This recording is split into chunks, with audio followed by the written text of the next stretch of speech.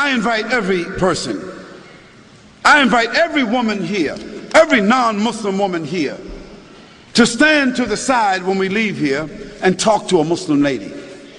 I mean, now, let's not ask Barbara Walters about how Muslim women feel.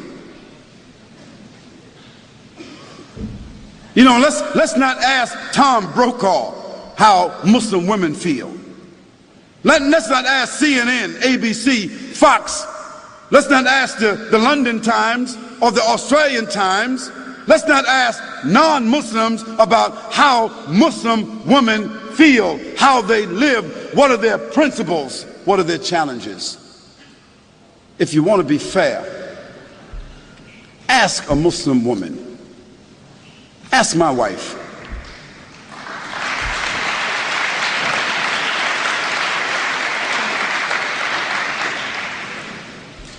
Ask my mother. You see, ask a Muslim woman that knows her religion, who has a relationship with her Creator, who is stable in her society, understanding her responsibilities, her relationships. Ask her. And after that, I think you should be fair, that you don't need to ask someone else. But the problem is, no one really wants to ask Muslim women. We want to take pictures of women in Afghanistan, and pictures of women in Palestine, and pictures of women in Pakistan, and pictures of women over here. And we want to listen to what people say about female circumcision, as if Muslims got women, 1,000, 10, 30,000, 40,000 Muslim women all over the world is being circumcised. Some crazy Steven Spielberg stuff.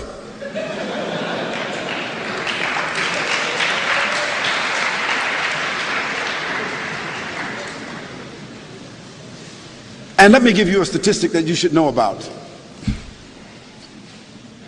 If you take a quota in this room right here, I'll tell you this. Most every Muslim woman in this room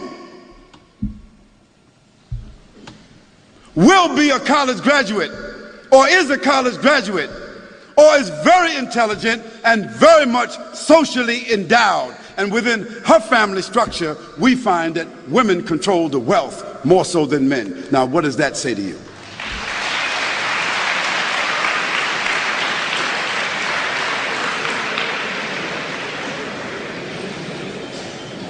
Now, where you find women oppressed, women exploited, women mistreated among Muslims, that is because those Muslims themselves are not representing the principles of the religion. And in every religion you've got black sheep.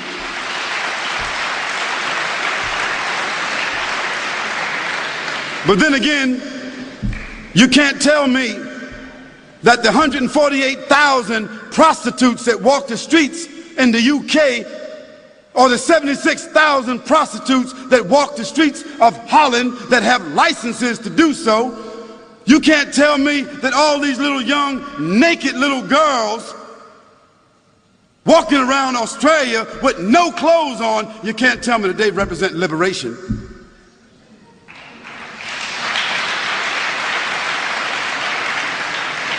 You can't tell me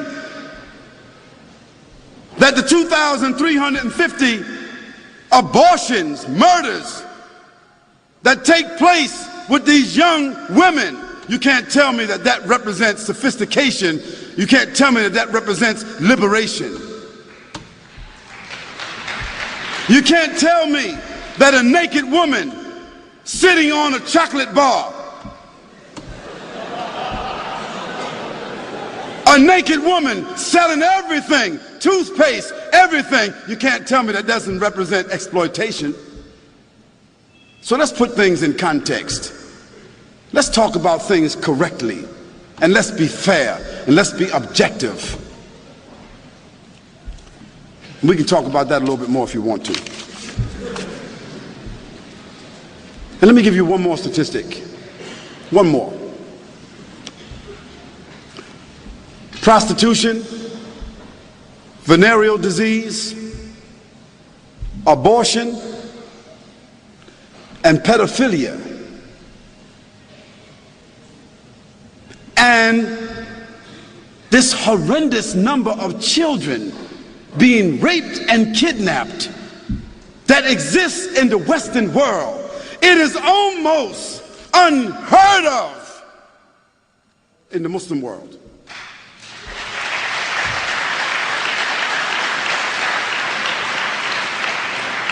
So I think that the statistics kind of like speak for themselves.